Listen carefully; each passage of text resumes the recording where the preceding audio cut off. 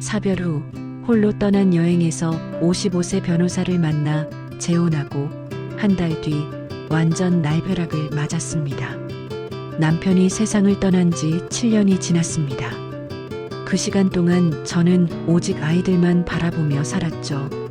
큰딸의 결혼식, 작은아들의 취업, 그리고 얼마 전 아들의 결혼까지 모든 게 끝나고 나니 문득 제 자신이 텅 빈 것 같았습니다. 어느 날 아침 거울 앞에 섰어요.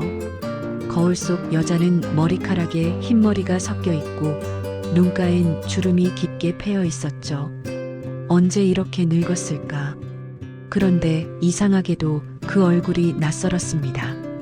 마치 오랫동안 잊고 지낸 옛 친구를 만난 것처럼요.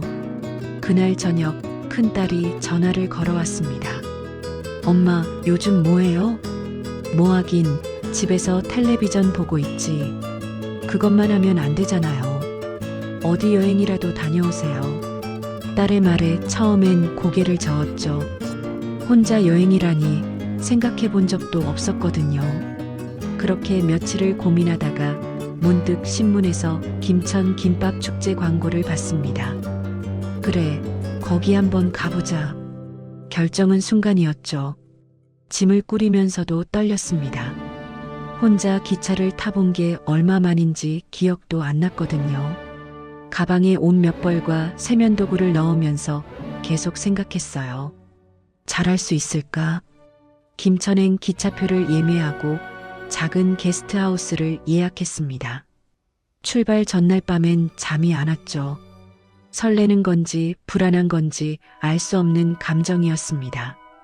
그리고 드디어 출발하는 날 아침, 서울역은 사람들로 붐볐어요. 플랫폼에 서 있는데 바람이 불었어요. 기차가 들어왔어요. 좌석을 찾아 앉았습니다. 창밖으로 서울의 풍경이 스쳐 지나가기 시작했죠. 마음이 조금씩 가벼워졌습니다. 2시간쯤 지났을까요? 차창 밖 풍경이 달라지고 있었어요. 김천역입니다. 김천역? 안내방송이 울렸습니다. 가슴이 두근거렸어요. 일어서서 가방을 챙기고 문 앞에 섰죠. 문이 열리고 발을 내디뎠을 때 낯선 도시의 공기가 폐 속으로 들어왔습니다. 역 광장은 축제 분위기로 가득했어요. 곳곳에 김밥 부스가 설치되어 있고 사람들은 줄을 서서 기다리고 있었죠. 김밥 만드는 시연도 하고 있었습니다. 혼자 천천히 걸었어요. 사람들의 웃음소리, 김밥 냄새, 따뜻한 햇살, 모든 게 새로웠습니다. 이렇게 혼자 걷는 게 이렇게 설레는 일인지 몰랐죠. 한 부스 앞에서 멈춰 섰어요. 김밥을 파는 곳이었습니다. 줄이 꽤 길었지만 기다려볼까 생각하며 뒤에 섰죠. 바로 그때였습니다. 누군가 제 어깨에 부딪혔어요. 순간 비틀거렸고 손에 들고 있던 가방이 바닥에 떨어졌습니다. 아, 죄송합니다. 낮고 차분한 목소리였어요. 그 사람이 몸을 숙여 제 가방을 주워주었습니다. 그리고 고개를 들어 저를 바라봤죠. 첫인상은 조용한 사람이었어요. 깔끔한 차림에 온화한 눈빛. 나이는 저와 비슷해 보였습니다. 괜찮으세요? 네, 괜찮습니다. 짧은 대답을 했지만 이상하게 마음이 두근거렸어요. 왜 그랬는지 모르겠습니다. 그냥 낯선 사람에게 친절을 받아서였을까요? 그 사람은 미소를 지으며 다시 앞으로 갔습니다. 저는 그 뒷모습을 잠시 바라봤어요. 무심코 가슴에 손을 얹었죠. 심장이 빠르게 뛰고 있었습니다. 이상하다. 줄은 천천히 앞으로 나아갔어요. 그리고 김밥을 받을 차례가 되었을 때 저는 다시 그 사람을 봤습니다. 바로 옆 부스에서 김밥을 받고 있었거든요. 우리 눈이 마주쳤습니다. 그 사람이 또 미소를 지었죠. 그 순간 알았어요. 이 여행이 단순한 여행으로 끝나지 않을 거라는 걸. 김밥을 받아들고 광장 벤치에 앉았습니다. 한 입 베어 물었어요.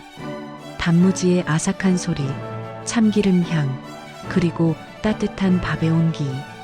참 오랜만에 느껴보는 평온함이었죠. 혼자 오셨어요? 옆에서 목소리가 들렸습니다. 아까 그 남자였어요. 제 옆 벤치에 앉아 김밥을 먹고 있었죠. 네, 그냥 혼자 여행 나왔어요. 저도요. 혼자가 편할 때가 있죠. 그렇게 우리는 자연스럽게 대화를 시작했습니다. 저는 서진우라고 합니다. 김천에서 개인 변호사 사무소를 운영하고 있어요. 저는 김선희예요. 서울에서 왔고요. 진우 씨는 부드럽게 웃었어요. 웃는 모습이 참 편안해 보였습니다.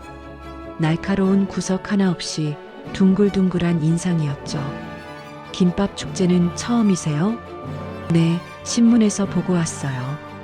김밥이 좋아서요. 저도 매년 오는 편인데 올해가 제일 사람이 많네요. 그 말에 주위를 둘러봤습니다. 정말 곳곳에 사람들이 가득했어요. 가족들, 연인들, 친구들. 모두 행복해 보이는 얼굴들이었죠. 문득 외로움이 밀려왔습니다. 나만 혼자구나. 그런 생각이 들었어요. 선희 씨, 김밥 어때요? 진우 씨가 물었습니다. 맛있어요. 정성이 느껴져요. 그렇죠. 김밥은 단순한 음식이 아니라 정성이에요. 그 말에 고개를 들어 진우 씨를 봤습니다. 그는 김밥을 바라보며 잔잔하게 웃고 있었어요. 예전에 아내가 자주 싸줬거든요. 김밥. 그때는 몰랐는데 이게 얼마나 손이 많이 가는 음식인지. 아내. 그 단어가 가슴에 묵직하게 와닿았습니다. 지금은 안 계세요? 3년 전에 세상을 떠났어요. 진우 씨의 목소리가 낮아졌습니다. 그의 눈빛에서 깊은 슬픔이 느껴졌죠. 저도 남편을 7년 전에 잃었어요. 그 말을 하자 진우 씨가 저를 바라봤습니다. 우리는 잠시 말없이 서로를 바라봤어요. 같은 아픔을 가진 사람들만이 나눌 수 있는 침묵이었습니다. 힘드셨겠어요. 진우 씨도요. 그렇게 우리는 김밥을 먹으며 계속 이야기를 나눴습니다. 아이들 얘기, 일상 얘기, 소소한 취미 얘기. 신기하게도 말이 잘 통했어요. 저기 김밥 만들기 체험하는 곳이 있는데 가보실래요? 진우 씨가 제안했습니다. 좋아요. 우리는 함께 체험 부스로 갔습니다. 앞치마를 두르고 김발을 받았죠. 진행자가 설명을 시작했어요. 먼저 김 위에 밥을 고르게 펴주시고요. 손이 서툴렀습니다. 밥이 자꾸 한쪽으로 몰렸어요. 이렇게 하시면 돼요.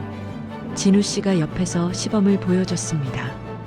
그의 손놀림은 능숙했어요. 자주 해보셨나 봐요? 아내가 살아있을 때 가끔 같이 만들곤 했어요. 그렇게 말하는 진우 씨의 얼굴에 그리움이 스쳤습니다. 속재료를 올리고 말기 시작했어요. 진우 씨는 금방 말아냈지만 저는 자꾸 풀어졌죠. 천천히 하세요. 급하게 말면 터져요. 진우 씨가 웃으며 말했습니다. 그 웃음소리가 참 따뜻했어요. 드디어 김밥이 완성됐습니다. 모양은 들쭉날쭉했지만 제 손으로 만든 김밥이라 뿌듯했죠. 예쁘게 나왔네요. 거짓말. 이거 완전 삐뚤어졌어요. 그래도 정성이 들어갔잖아요. 진우 씨가 진심으로 말했습니다. 우리는 만든 김밥을 포장해서 나왔어요. 해가 서쪽으로 기울고 있었습니다. 선희 씨, 괜찮으시면 같이 저녁 드실래요? 제가 아는 괜찮은 식당이 있어요. 잠시 망설였습니다. 낯선 남자와 저녁을 먹는다는 게 조심스러웠거든요. 하지만 진우 씨 눈빛은 진실해 보였어요. 좋아요. 우리는 광장을 벗어나 골목으로 들어갔습니다. 한적한 골목길이었어요. 가로등에 불이 켜지기 시작했죠. 저기가 제가 말한 식당이에요. 진우 씨가 가리킨 곳은 작은 한식당이었습니다. 간판도 낡고 평범해 보였어요. 안으로 들어가니 따뜻한 공기가 감쌌습니다. 손님은 몇 없었죠. 자리에 앉아 메뉴를 봤어요. 여기 된장찌개가 정말 맛있어요. 그럼 그걸로 주문할게요. 주문을 하고 기다리는 동안 창밖을 봤습니다. 어둠이 내리고 있었어요. 거리에 사람들이 오가고 가게마다 불이 켜졌습니다. 바로 그때였습니다. 식당 문이 열리며 한 여자가 들어왔어요. 30대쯤 되어 보이는 날씬한 여자였습니다. 그 여자는 우리 테이블을 지나치다가 멈춰섰죠. 진우 씨를 빤히 쳐다봤어요. 진우 씨도 그 여자를 봤습니다. 순간 그의 표정이 굳어졌어요. 미세한 변화였지만 저는 느낄 수 있었습니다. 여자는 뭔가 말하려다가 결국 고개를 돌리고 다른 테이블로 갔습니다. 아는 분이에요? 제가 물었습니다. 진우 씨는 잠깐 머뭇거리더니 웃으며 말했죠. 닮은 사람인 줄 알았어요. 하지만 그 웃음이 자연스럽지 않았습니다. 뭔가 감추는 듯한 느낌이었어요. 가슴 속에서 작은 불안이 일었습니다. 저 여자는 누구지? 된장찌개가 나왔습니다. 김이 모락모락 피어올랐죠. 맛있게 드세요. 진우 씨가 말했지만 아까와는 분위기가 달랐어요. 미묘하게 경직된 느낌이었습니다. 저도 숟가락을 들었지만 자꾸 그 여자가 신경 쓰였어요. 여자는 혼자 앉아 조용히 식사를 하고 있었습니다. 선희 씨, 김천에서 며칠 계실 거예요? 진우 씨가 화제를 바꿨습니다. 내일 오후에 서울로 돌아가요. 그럼 내일 아침에 근처 들녘길 같이 걸으실래요? 경치가 정말 좋거든요. 진우 씨의 제안에 고개를 끄덕였습니다. 좋아요. 하지만 마음 한구석에 의심이 자리 잡았어요. 아까 그 여자와 진우 씨의 반응이 계속 맴돌았습니다. 식사를 마치고 밖으로 나왔어요. 밤 공기가 차가웠습니다. 게스트하우스까지 바래다 드릴게요. 괜찮아요. 가까워요. 그래도 밤이니까요. 진우 씨는 제 게스트하우스까지 동행했습니다. 걸어가는 내내 그는 김천의 이곳저곳을 소개해줬어요. 하지만 저는 계속 생각했죠. 아까 그 여자는 대체 누구였을까? 게스트하우스 앞에 도착했습니다. 오늘 즐거웠어요. 선희 씨, 저도요. 그럼 내일 아침 9시에 여기서 만날까요? 네, 그럼요. 진우 씨는 웃으며 손을 흔들고 떠났습니다. 방으로 들어와 침대에 누웠어요. 창밖으로 달이 보였습니다.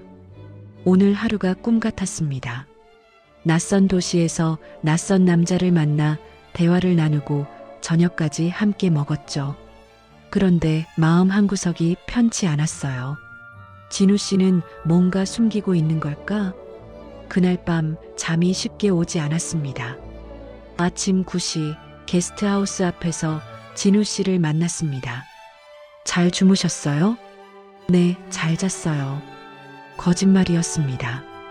밤새 뒤척이며 어젯밤 식당에서 본 여자 생각을 했거든요.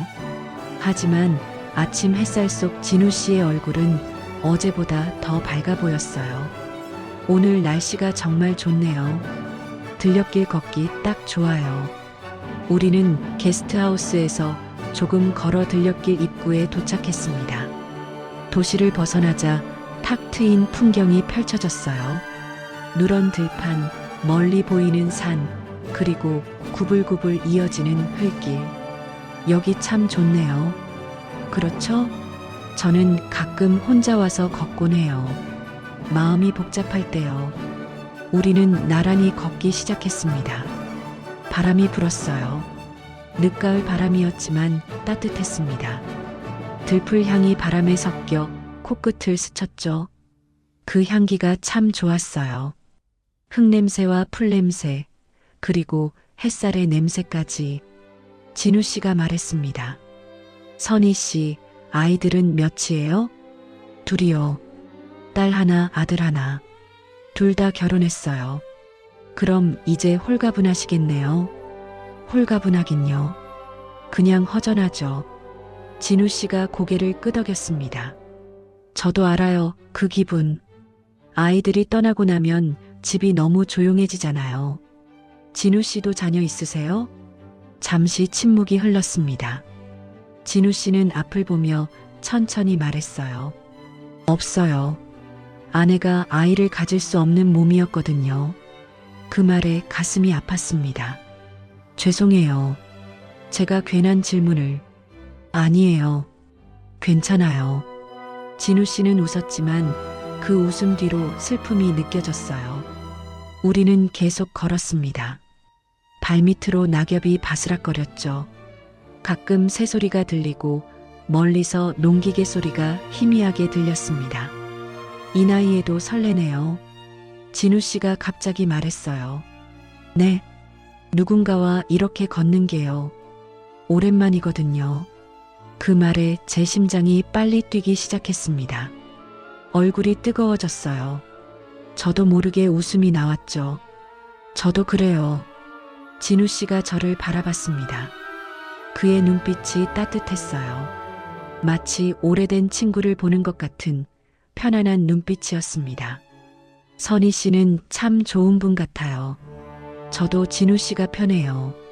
순간 우리 사이에 묘한 기류가 흘렀습니다. 설렘과 어색함이 뒤섞인 감정이었어요. 진우 씨가 먼저 고개를 돌렸습니다. 저기 벤치가 있네요. 잠깐 앉아 쉴까요? 나무 벤치에 나란히 앉았어요. 앞으로 들판이 한없이 펼쳐져 있었습니다. 햇살이 따사로웠죠.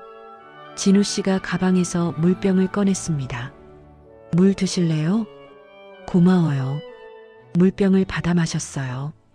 시원한 물이 목을 타고 넘어갔습니다. 그때 진우 씨가 손목을 만지작거렸어요. 뭔가 불편한 듯 보였죠. 손목에 팔찌가 걸려 있었는데 자꾸 흘러내리는 것 같았습니다. 팔찌가 헐렁한가 봐요. 제가 말했어요. 아, 이거요? 좀 큰 것 같긴 해요. 진우 씨가 팔찌를 빼려다 손을 멈췄습니다. 하지만 팔찌는 이미 손목에서 빠져 무릎 위로 떨어졌어요. 저는 자연스럽게 그걸 집어들었습니다. 은색 체인 팔찌였어요. 그런데 작은 명패에 글씨가 새겨져 있었습니다. 도윤. 제가 팔찌를 보며 물었어요. 누구 이름이에요? 진우 씨의 표정이 잠깐 굳어졌습니다. 하지만 곧 웃으며 말했죠. 예전에 도와준 아이 이름이에요. 도와줬다는 게 법률 상담을 해줬어요. 어려운 일이 있어서 찾아왔던 아이였죠. 그 아이가 고마워하며 선물로 준 거예요. 그렇게 말하는 진우 씨의 목소리는 평온했습니다. 하지만 뭔가 석연치 않았어요. 도윤. 그 이름이 이상하게 낯익었습니다. 어디서 들어본 것 같은데 기억이 나지 않았죠. 팔찌를 돌려주며 물었어요. 소중한 거네요. 계속 차고 다니시네요. 뭐 기념품 같은 거죠. 진우 씨는 태연하게 팔찌를 다시 찼습니다.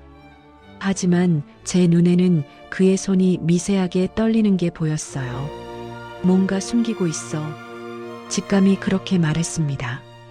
다시 걷기 시작했어요. 하지만 아까와는 분위기가 달랐습니다. 진우 씨는 평소처럼 이런저런 얘기를 했지만 저는 계속 그 팔찌 생각만 했죠. 선희 씨, 괜찮으세요? 표정이 안 좋아 보여요. 아니요, 괜찮아요. 그냥 조금 피곤한 것 같아요. 그럼 이제 돌아갈까요? 네, 그럴까요? 우리는 발걸음을 돌렸습니다. 오던 길을 되돌아갔죠. 진우 씨는 계속 말을 걸었지만 저는 제대로 대답을 못했어요. 머릿속이 복잡했거든요. 게스트하우스 앞에 도착했습니다. 오늘 정말 즐거웠어요, 선희 씨. 저도요. 서울 가시면 연락 주실 수 있어요? 진우 씨가 조심스럽게 물었습니다. 잠시 망설였어요. 이 사람과 계속 연락을 해도 되는 걸까? 뭔가 불안했지만 동시에 끌렸습니다. 네, 연락할게요. 진우 씨의 얼굴이 환해졌어요. 감사해요. 안전하게 들어가세요. 진우 씨도요. 우리는 인사를 나누고 헤어졌습니다. 방으로 돌아와 짐을 쌌어요. 서울로 돌아갈 시간이었죠. 가방을 정리하면서도 계속 생각했습니다. 도윤, 그 이름이 왜 이렇게 신경 쓰이지? 창가에 앉아 밖을 바라봤어요. 김천의 하늘은 맑고 푸르렀습니다. 이틀간의 여행이 꿈 같았어요. 진우 씨를 만난 것도, 함께 시간을 보낸 것도, 하지만 동시에 불안했습니다. 이 사람 이상하게 따뜻하지만 뭔가 감추는 게 있는 것 같아. 휴대폰을 꺼내 진우 씨의 번호를 봤어요. 저장된 이름은 서진우였습니다. 연락을 해야 할까 말아야 할까 고민하다가 휴대폰을 내려놓았어요. 창밖으로 해가 지고 있었습니다. 주황빛 노을이 하늘을 물들이고 있었죠. 일단 서울로 돌아가서 생각해보자. 짐을 다 챙기고 게스트하우스를 나섰습니다. 김천역으로 가는 길, 뒤를 돌아봤어요. 이 도시에서 뭔가가 시작된 것 같았습니다. 그게 뭔지는 아직 몰랐지만요. 기차에 올라 창가에 앉았어요. 서울로 돌아가는 기차 안에서 저는 계속 손목을 만졌습니다. 진우 씨의 팔찌가 자꾸 떠올랐거든요. 도윤이라는 이름, 대체 누구일까? 그 질문이 제 마음속에 작은 가시처럼 박혀 있었습니다. 서울로 돌아온 다음 날 아침이었습니다. 휴대폰이 울렸어요. 문자였죠. 어젯밤 잘 도착하셨어요? 김천이 벌써 그립네요. 서진우. 문자를 보며 미소가 지어졌습니다. 답장을 보냈어요. 네, 잘 도착했어요. 즐거웠습니다. 그날부터 진우 씨는 매일 문자를 보냈습니다. 오늘 날씨가 좋네요. 선희 씨 생각이 나요. 김밥을 먹었는데 선희 씨와 함께 먹던 게 생각나네요. 오늘은 김밥 생각이 나네요. 선희 씨 생각도요. 문자를 받을 때마다 가슴이 두근거렸어요. 이 나이에 이런 감정을 느끼게 될 줄 몰랐어요. 저도 답장을 보냈죠. 저도 그날이 자꾸 떠올라요. 진우 씨는 오늘 뭐 하셨어요? 이렇게 일주일이 지났습니다. 어느 날 진우 씨가 전화를 걸어왔어요. 선희 씨, 이번 주말에 서울 가는데 시간 되세요? 심장이 쿵 하고 뛰었습니다. 네, 시간 돼요. 그럼 북촌에 좋은 찻집이 있는데 거기서 만날까요? 좋아요. 전화를 끊고 나니 기분이 이상했어요. 설레면서도 긴장됐죠. 뭘 입어야 하나, 어떻게 말해야 하나. 계속 고민했습니다. 주말이 되었어요. 거울 앞에서 한참을 서 있었습니다. 옷을 몇 번이고 갈아입었죠. 화장도 평소보다 신경 써서 했습니다. 큰딸이 전화를 걸어왔어요. 엄마, 오늘 뭐해요? 응, 그냥 친구 만나. 무슨 친구요? 목소리가 이상한데요? 아니야, 그냥 아는 사람. 딸은 웃었습니다. 엄마, 혹시 남자 만나요? 아니라니까. 하지만 딸은 알아챘나 봐요. 엄마, 좋은 분이면 만나세요. 엄마도 행복할 권리 있어요. 그 말에 눈시울이 뜨거워졌습니다. 고마워. 북촌 찻집에 도착했어요. 한옥을 개조한 작은 찻집이었습니다. 대문을 열고 들어가니 마당에 국화가 피어 있었죠. 진우 씨가 이미 와 있었어요. 창가 자리에 앉아서 밖을 보고 있었습니다. 진우 씨, 제가 부르자 그가 고개를 돌렸어요. 얼굴에 환한 미소가 번졌습니다. 선희 씨 왔어요. 그는 일어서서 제 의자를 빼주었어요. 그 배려가 참 좋았습니다. 자리에 앉자 진우 씨가 품에서 뭔가를 꺼냈어요. 노란 국화 한 송이였습니다. 이거 드리려고 준비했어요. 국화를 받아들었습니다. 은은한 향이 났어요. 예쁘네요. 고마워요. 김천에서 바람에 머리카락 날리던 모습이 국화 같았어요.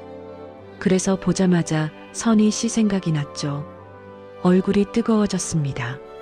진우 씨는 정말 말을 곱게 했어요.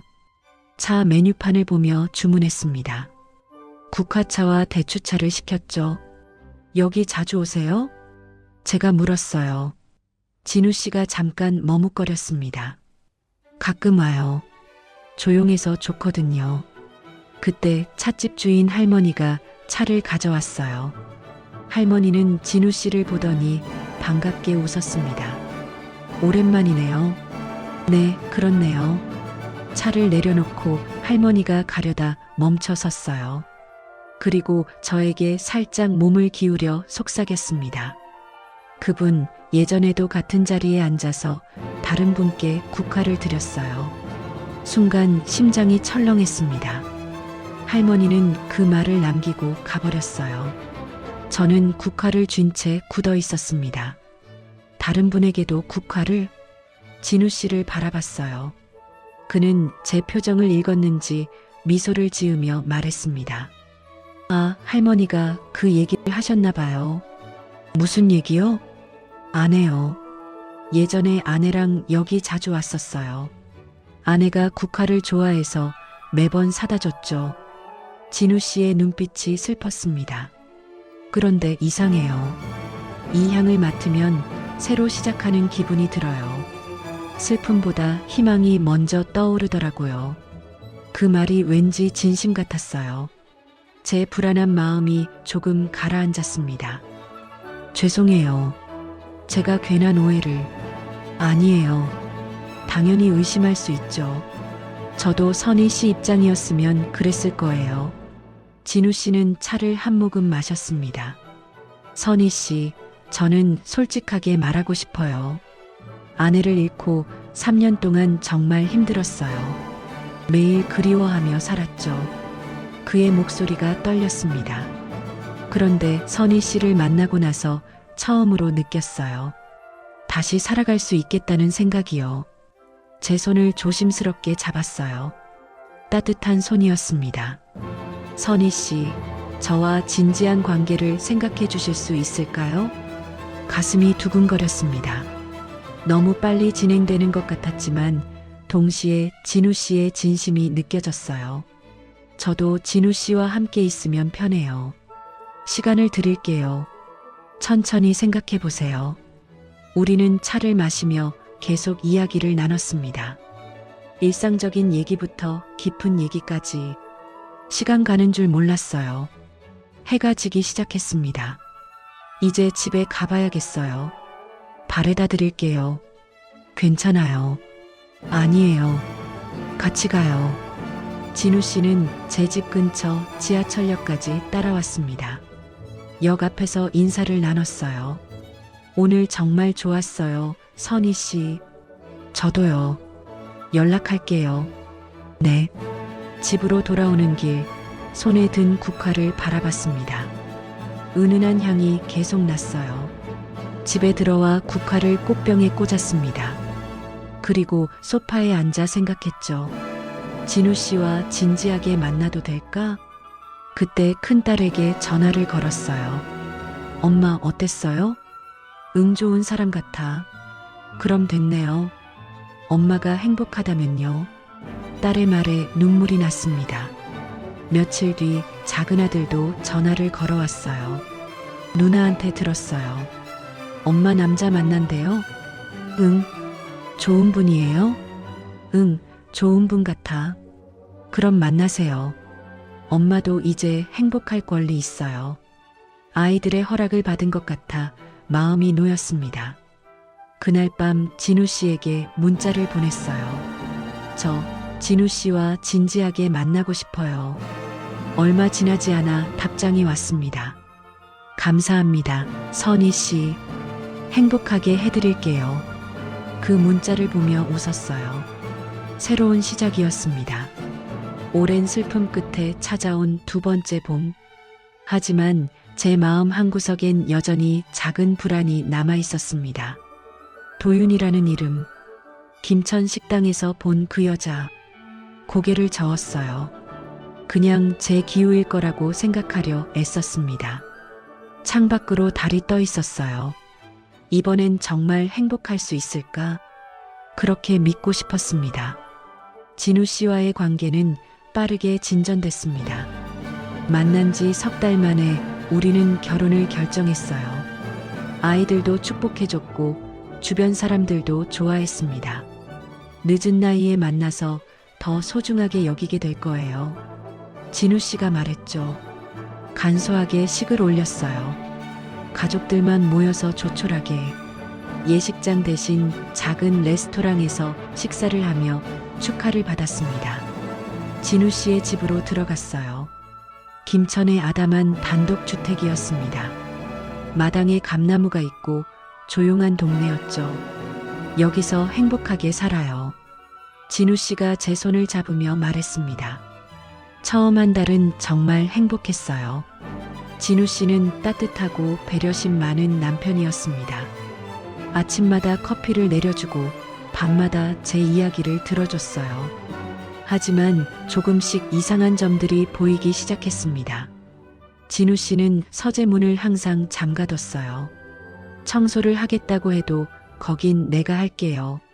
하며 말렸죠. 휴대폰도 마찬가지였습니다. 화면을 제게 보이지 않으려 했고 전화가 오면 다른 방으로 가서 받았어요. 뭔가 숨기는 게 있나? 의심이 들기 시작했습니다.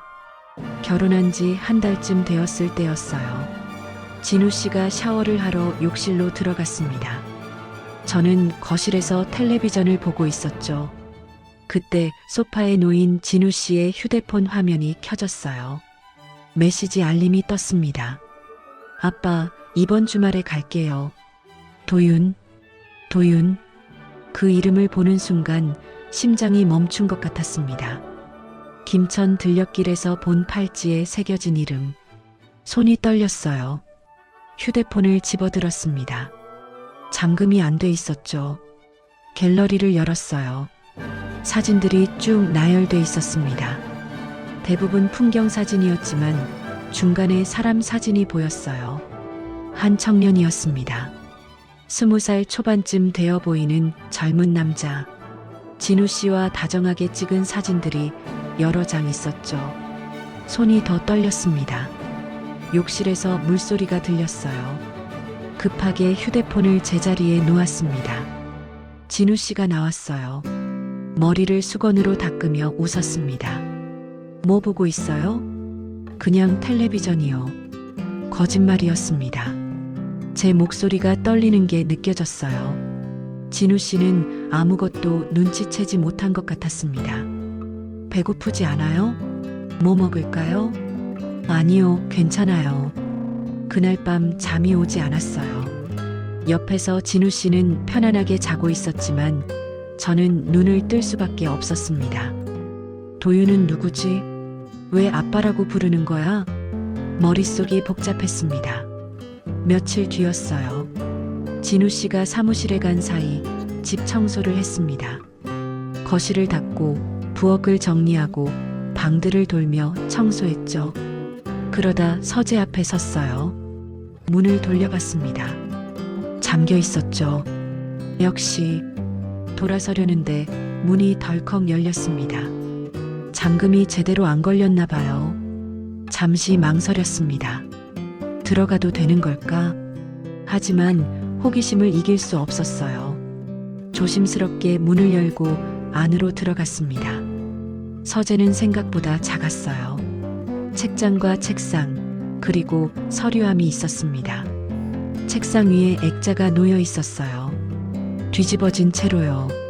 손을 뻗어 액자를 들었습니다. 사진이었어요. 휴대폰에서 본 그 청년이었습니다. 웃고 있는 얼굴. 그 옆에는 젊은 시절의 진우 씨가 있었죠. 둘은 정말 닮았어요. 눈매, 코, 입모양까지. 이 사람이 도윤인가? 사진을 다시 제자리에 놓으려는데 바닥에 다른 사진 한 장이 떨어져 있었습니다. 주워들었어요. 같은 청년이었습니다. 하지만 이번엔 혼자 찍은 사진이었죠. 학교 운동장 같은 곳에서 환하게 웃고 있었어요. 사진 뒷면에 글씨가 적혀 있었습니다. 도윤아, 아빠가 항상 응원해. 2020년 3월 심장이 쿵 내려앉았습니다. 아빠, 진우 씨가 아빠라고 썼습니다. 이 청년의 아빠. 그런데 진우 씨는 분명 자식이 없다고 했어요. 아내가 아이를 가질 수 없는 몸이었다고. 그럼 이건 뭐지? 손이 떨렸습니다. 바로 그때였습니다. 현관문 여는 소리가 들렸어요. 진우 씨가 돌아온 거였습니다. 선희 씨 있어요? 급하게 사진을 서랍에 넣었습니다. 서재 문을 닫고 복도로 나왔죠. 진우 씨가 현관에서 신발을 벗고 있었어요. 벌써 왔어요? 제 목소리가 떨렸습니다. 응, 일이 일찍 끝나서. 무슨 일 있어요? 얼굴이 안 좋은데? 아니요, 그냥 청소하느라 좀 피곤해서요. 그래요? 쉬어요. 내가 저녁 준비할게요. 진우 씨는 부엌으로 갔습니다. 저는 소파에 앉아 심호흡을 했어요. 가슴이 터질 것 같았습니다. 진정해. 진정하라고. 저녁 식사를 했지만 음식이 넘어가지 않았어요. 진우 씨는 평소처럼 이런저런 이야기를 했지만 저는 제대로 듣지 못했습니다. 선희 씨, 정말 괜찮아요? 많이 안 좋아 보이는데. 네, 괜찮아요. 그냥 좀 피곤해요. 그럼 일찍 자요. 그날 밤 침대에 누웠지만 잠이 오지 않았습니다. 옆에서 진우 씨는 편안하게 자고 있었어요. 규칙적인 숨소리가 들렸죠. 하지만 저는 눈을 감을 수 없었습니다. 도윤, 아빠, 아들. 그 단어들이 머릿속을 맴돌았어요. 진우 씨한테 물어봐야 하나? 하지만 어떻게 물어봐야 할지 몰랐습니다. 서재에 몰래 들어갔다고 말할 수도 없었고요. 창밖으로 달이 떠 있었습니다. 차가운 달빛이 방 안을 비췄어요. 설마 진우 씨가 나한테 거짓말을 한 걸까? 불안이 밀려왔습니다. 가슴이 답답했어요. 왜 숨기는 거지? 아들이 있으면 말해주면 되잖아. 이해할 수 없었습니다. 그날 이후 며칠간 저는 진우 씨를 제대로 쳐다볼 수 없었어요. 말도 줄어들었고 웃음도 나오지 않았습니다. 진우 씨도 눈치를 챘나 봐요. 선희 씨, 요즘 왜 그래요? 내가 뭘 잘못했어요? 아니에요. 아무것도 아니에요. 하지만 진실을 말할 수 없었습니다. 이 사람이 먼저 말해줬어야 하는 거 아닌가? 마음속에서 분노와 배신감이 커져갔습니다. 행복했던 신혼 한 달은 이렇게 끝나고 있었어요. 제 마음은 불안과 의심으로 가득 찼습니다. 설마 그가 숨기는 게 더 있는 걸까? 밤마다 그 생각뿐이었습니다. 며칠간 침묵이 이어졌습니다. 진우 씨는 평소처럼 일을 나갔고 저녁에 돌아왔어요. 하지만 우리 사이엔 보이지 않는 벽이 생긴 것 같았습니다. 식사 시간도 조용했어요. 전에는 이런저런 이야기를 나눴는데 이젠 잘 먹겠습니다. 잘 먹었습니다. 그 말밖에 안 나왔죠. 진우 씨가 먼저 말을 걸었습니다. 선희 씨, 내가 뭘 잘못한 거예요? 아니에요. 분명 뭔가 있어요. 말해줘요. 하지만 저는 대답할 수 없었어요. 어떻게 말해야 할지 몰랐거든요. 그냥 좀 피곤해요. 진우 씨는 더 이상 묻지 않았습니다. 그의 눈빛에서 상처가 느껴졌어요. 어느 날 오후였습니다. 진우 씨가 사무실에서 전화를 걸어왔어요. 선희 씨, 오늘 늦을 것 같아요. 저녁은 먼저 드세요. 알았어요. 전화를 끊고 한숨을 쉬었습니다. 혼자 있는 시간이 계속되니 더 힘들었어요. 온통 생각만 하게 됐거든요. 내가 너무 예민한 걸까? 하지만 마음은 쉽게 정리되지 않았습니다. 저녁을 대충 먹고 설거지를 했어요. 그리고 청소를 시작했습니다. 손을 움직이면 생각이 좀 덜할 것 같았거든요. 거실을 닦고 방을 정리하고 복도까지 왔어요. 서재 앞에 섰습니다. 문을 돌려봤어요. 이번에도 잠겨 있었습니다. 이 문 너머엔 뭐가 있을까? 돌아서려다 발걸음을 멈췄습니다. 아니야. 이건 안 되는 거야. 하지만 몸은 이미 움직이고 있었어요. 부엌으로 가서 서랍을 뒤졌습니다. 예비 열쇠가 있을 거라 생각했죠. 찾았어요. 작은 열쇠 하나가 서랍 구석에 있었습니다. 손이 떨렸어요. 이러면 안 되는데. 하지만 멈출 수 없었습니다. 서재로 가서 열쇠를 꽂았어요. 돌렸죠. 딸각. 문이 열렸습니다. 안으로 들어갔어요. 심장이 미친 듯이 뛰었습니다. 책상 위를 살폈어요. 서류들, 책들, 그리고 액자. 지난번에 본 것들이었죠. 서랍을 열었습니다. 파일이 가지런히 정리돼 있었어요. 업무 서류들이었습니다. 그 밑에 봉투 하나가 있었어요. 꺼내 들었습니다. 흰 봉투였죠. 봉투 겉면에 글씨가 적혀 있었어요. 도윤에게. 숨이 멎었습니다. 봉투를 열까 말까 고민했어요. 하지만 이미 여기까지 왔는데 멈출 수 없었습니다. 조심스럽게 봉투를 열었어요. 편지가 들어 있었습니다. 펼쳐서 읽기 시작했죠. 도윤아, 아빠가 이 편지를 쓰는 건 너한테 미안해서야. 아빠가 다시 누군가를 사랑하게 될 줄 몰랐다.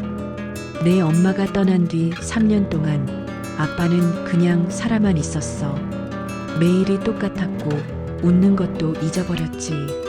너도 알잖니? 아빠가 얼마나 힘들어했는지. 그런데 김천에서 한 분을 만났어. 김선희 씨라고 정말 따뜻한 분이야. 그분도 남편을 잃었대. 아빠처럼 혼자 살고 있었어. 처음엔 그냥 친구처럼 지냈어. 그런데 시간이 지나면서 알았지. 아빠가 그분을 사랑하고 있다는 걸. 너한테 말하기가 두려웠어. 내가 화낼까봐, 아빠를 원망할까봐, 내 엄마를 배신하는 것 같아서. 하지만 도윤아, 아빠도 사람이야. 다시 행복해지고 싶어? 그분은 내 엄마처럼 아픈 사람이야. 남편을 잃고 혼자 아이들 키우느라 힘들었대. 그 외로움, 그 슬픔을 아빠는 너무 잘 알아. 이번엔 꼭 지켜주고 싶어? 이번엔 행복하게 해주고 싶어? 내가 이해해주면 좋겠어. 아빠가 내 엄마를 잊은 게 아니야.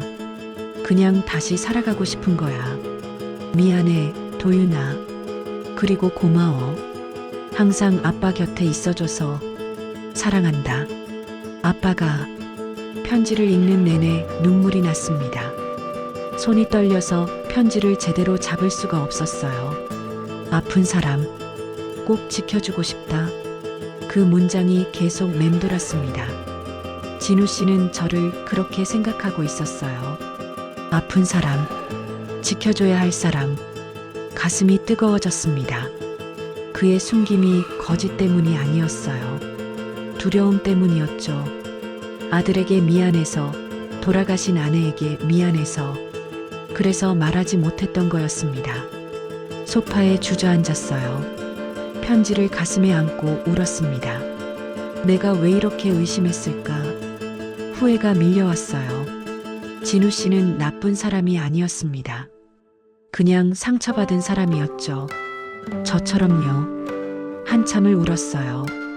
눈물을 닦고 편지를 다시 봉투에 넣었습니다. 그리고 서랍에 돌려놓았죠.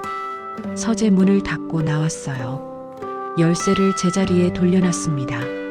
소파에 앉아 진우 씨를 기다렸어요. 밤 9시쯤 현관문이 열렸습니다. 다녀왔어요. 진우 씨가 들어왔어요. 피곤한 얼굴이었습니다. 수고했어요. 제 목소리가 떨렸어요. 진우 씨가 저를 봤습니다. 울었어요? 눈이 빨간데. 아니에요. 거짓말이었습니다. 진우 씨가 제 옆에 앉았어요. 선희 씨, 우리 이야기 좀 해요. 네. 내가 뭘 잘못한 건지 모르겠어요. 말해줘요. 고칠게요. 그 말에 눈물이 또 났습니다. 진우 씨는 잘못한 게 없어요.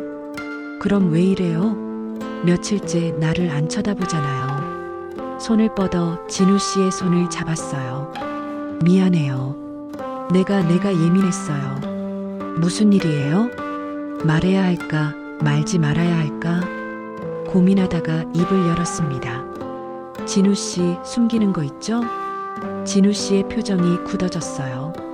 뭘 말하는 거예요? 도윤이요. 도윤이라는 사람. 순간 진우 씨의 얼굴이 창백해졌습니다. 어떻게? 휴대폰에서 봤어요. 그리고 서재에서도. 진우 씨가 고개를 떨구었습니다. 한참 침묵이 흘렀어요. 그리고 진우 씨가 천천히 말했습니다. 말하려고 했어요. 하지만 용기가 없었어요. 괜찮아요. 이제 말해줘요. 진우 씨가 저를 바라봤어요. 눈가에 눈물이 맺혀 있었습니다. 도윤이는 제 아들이에요. 그 말에 고개를 끄덕였어요. 알아요. 편지 봤어요? 네. 진우 씨가 한숨을 쉬었습니다. 미안해요, 선희 씨. 말했어야 했는데. 손을 꼭 잡았어요. 아니에요. 이해해요. 하지만 완전히 이해한 건 아니었어요. 여전히 마음 한구석이 아팠습니다. 왜 나한테 말하지 않았을까? 그날 밤 잠자리에 들었지만 잠이 오지 않았어요. 진우 씨는 제 옆에서 자고 있었습니다. 편지 내용이 계속 떠올랐어요. 이번엔 꼭 지켜주고 싶다. 그 말이 고마우면서도 무거웠습니다. 마음의 상처는 쉽게 아물지 않았어요. 신뢰가 한번 금이 가면 회복하기 어렵다는 걸 알았습니다. 창밖으로 새벽이 밝아오고 있었어요. 우리 괜찮아질 수 있을까? 그 물음에 답을 찾을 수 없었습니다. 그날 이후 며칠은 어색하게 흘러갔습니다. 진우 씨는 도윤 이야기를 더하려 했지만 저는 아직 준비가 안 됐어요. 나중에 들을게요. 그렇게 말했죠. 진우 씨는 더 이상 말하지 않았습니다. 하지만 그의 눈빛에서 미안함이 느껴졌어요. 사흘째 되는 날 오후였습니다. 집에서 설거지를 하고 있는데 초인종이 울렸어요. 누굴까 싶어 문을 열었습니다.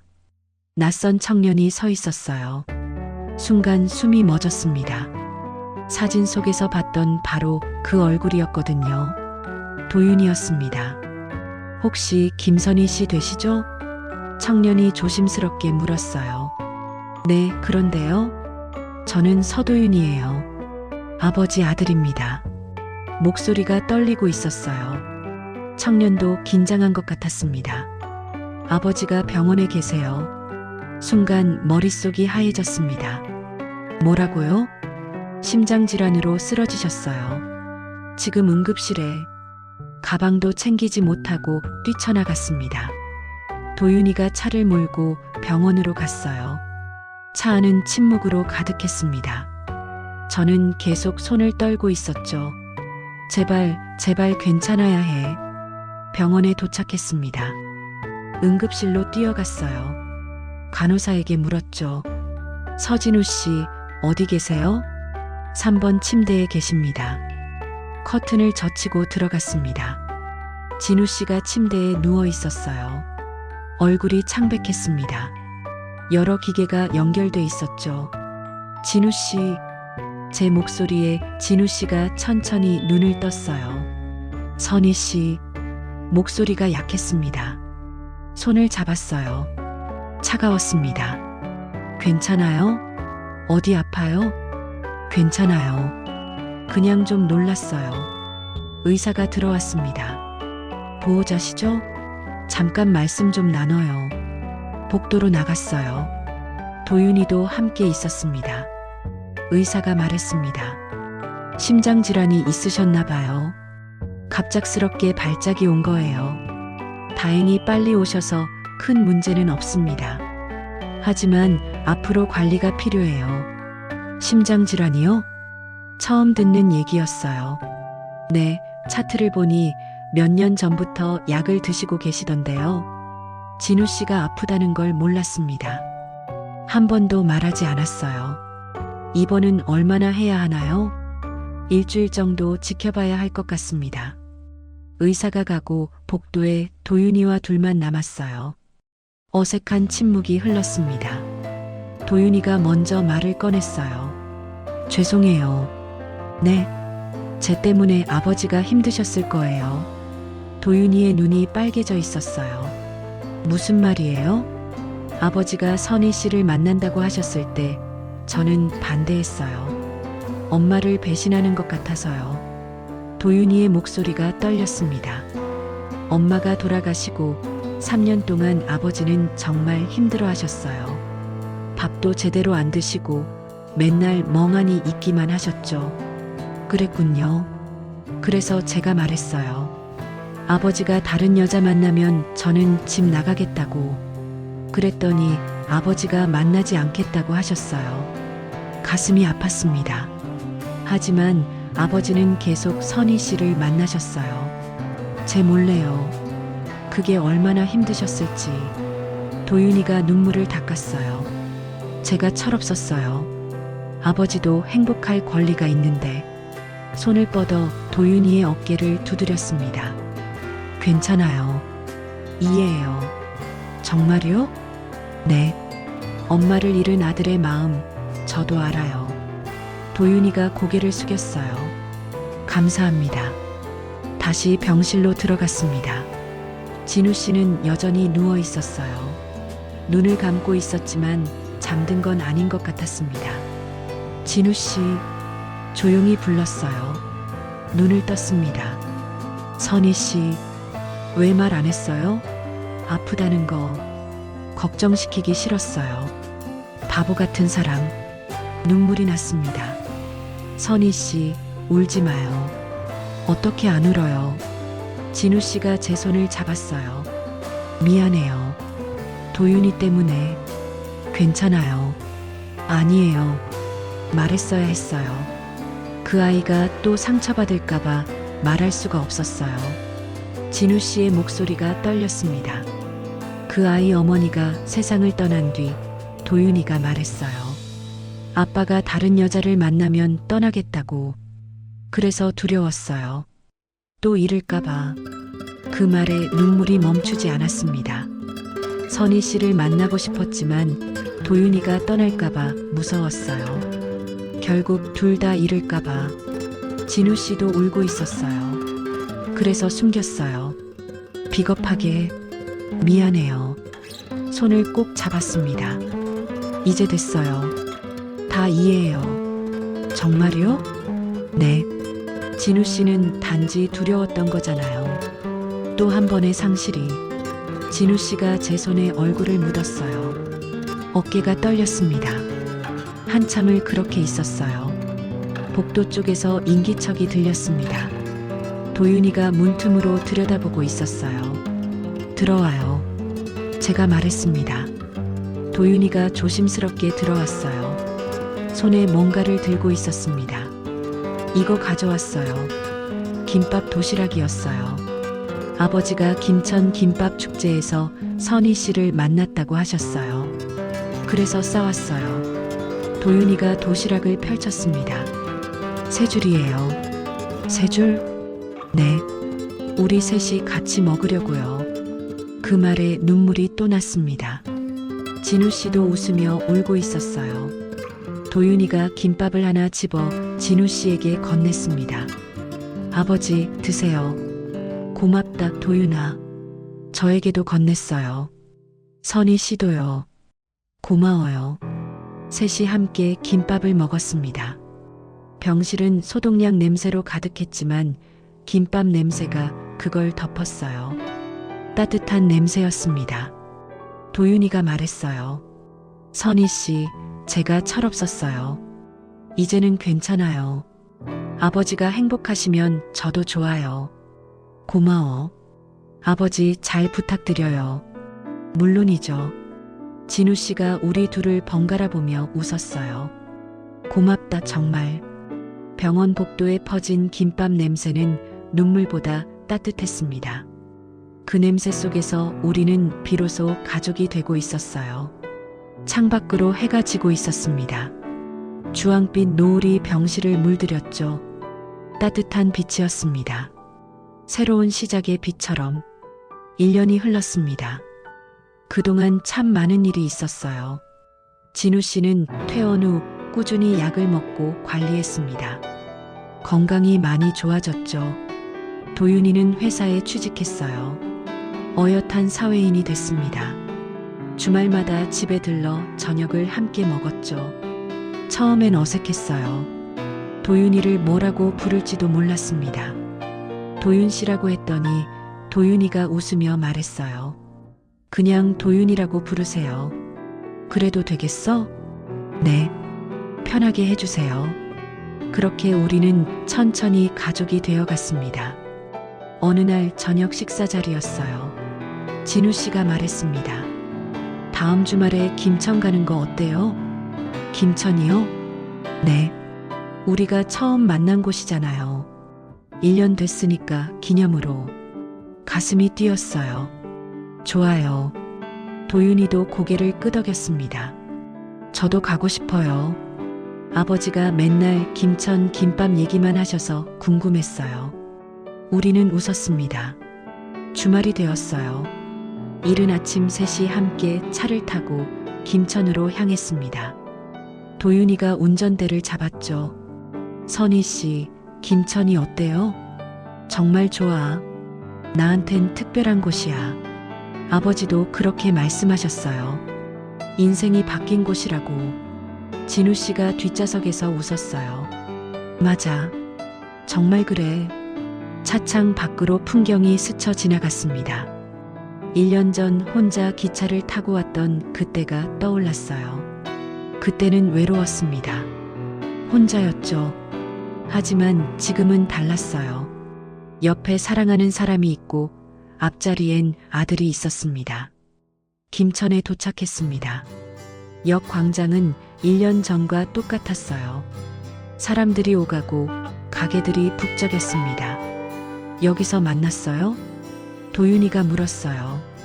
응, 저기 김밥 부스 앞에서. 진우 씨가 가리켰습니다. 아버지가 부딪혔죠? 그래, 내가 선희 씨 가방을 떨어뜨렸어. 로맨틱한데요? 도윤이가 웃었습니다. 우리도 따라 웃었어요. 들녘길 가볼까요? 진우 씨가 제안했습니다. 좋아요. 셋이 함께 들녘길로 향했어요. 봄바람이 부드럽게 불었습니다. 1년 전 늦가을과는 다른 공기였어요. 따뜻하고 생기가 넘쳤죠. 들판엔 새싹들이 돋아나고 있었습니다. 초록빛이 가득했어요. 여기도 예쁘네요.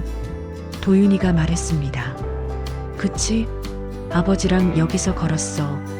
그때 뭐 하셨어요? 그냥 걸었지. 이야기 나누고. 진우 씨가 제 손을 잡았어요. 그때 내가 말했잖아. 이 나이에도 설레다고. 기억해요. 지금도 설레. 얼굴이 뜨거워졌습니다. 도윤이가 옆에 있는데도 부끄러웠어요.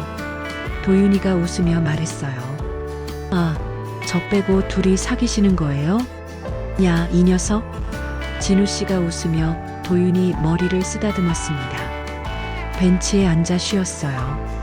1년 전 이 벤치에 앉아 팔찌를 봤던 게 기억났습니다. 도윤이라는 이름이 새겨진 팔찌. 진우 씨 손목을 봤어요. 여전히 그 팔찌를 차고 있었습니다. 아직도 차고 있네요. 응, 소중하니까. 도윤이가 물었어요. 그거 제가 드린 거예요? 아니, 내 엄마가 줬어. 내 이름을 새겨서. 그랬구나. 도윤이의 표정이 잠시 슬퍼졌어요.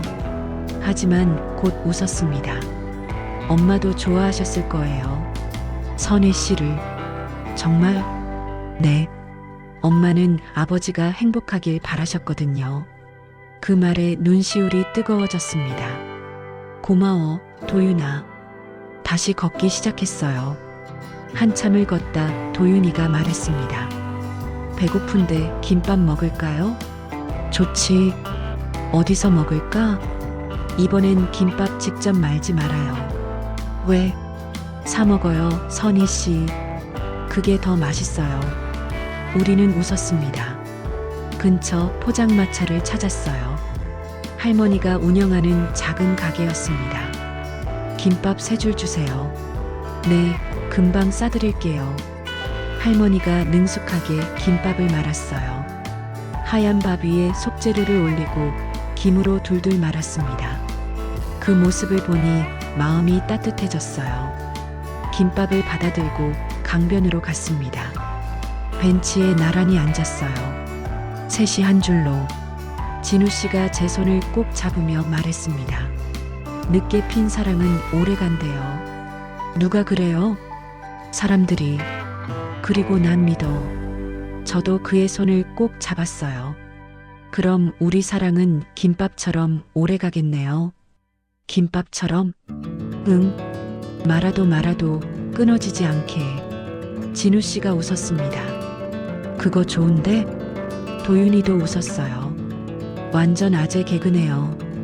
야, 이게. 우리는 함께 웃으며 김밥을 먹었습니다. 해가 서쪽으로 기울고 있었어요. 강물은 주황빛으로 물들었습니다. 노을이 너무 예뻤죠. 예쁘다.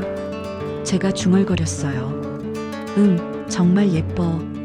진우 씨가 저를 바라보며 말했습니다. 강변 말고 저 보는 거예요? 당연하지. 얼굴이 뜨거워졌어요. 도윤이가 일어섰습니다. 저기 사진 좀 찍어드릴게요. 우리 셋이 찍자. 아니에요. 두 분만 찍으세요. 도윤이가 카메라를 들었어요. 진우 씨와 나란히 앉았습니다. 손을 꼭 잡고요. 하나, 둘, 셋. 찰칵. 사진이 찍혔습니다. 이번엔 셋이 찍어요. 지나가던 사람에게 부탁했어요. 도윤이가 우리 사이에 앉았습니다. 다시 찰칵. 강변 벤치에 앉은 세 사람. 노을을 배경으로 웃고 있는 우리. 사진 속 그림자는 김밥처럼 한 줄로 이어져 있었습니다. 집으로 돌아가는 차 안에서 생각했어요. 1년 전 혼자 김천에 왔을 때 이런 날이 올 줄 몰랐습니다. 새로운 사랑을 만날 줄도, 아들을 얻게 될 줄도. 인생은 정말 알 수 없는 것 같아요. 힘들 때도 있고 외로울 때도 있지만 그래도 계속 살아가다 보면 좋은 일도 생기더라고요. 진우 씨가 잠든 제 어깨에 머리를 기댔습니다. 따뜻했어요. 이 온기가 오래오래 계속되길 바랐습니다. 김밥처럼 끊어지지 않게. 창밖으로 별이 빛나고 있었습니다. 그 별빛 아래 우리는 집으로 향하고 있었어요. 행복한 집으로. 함께 만들어갈 우리의 집으로.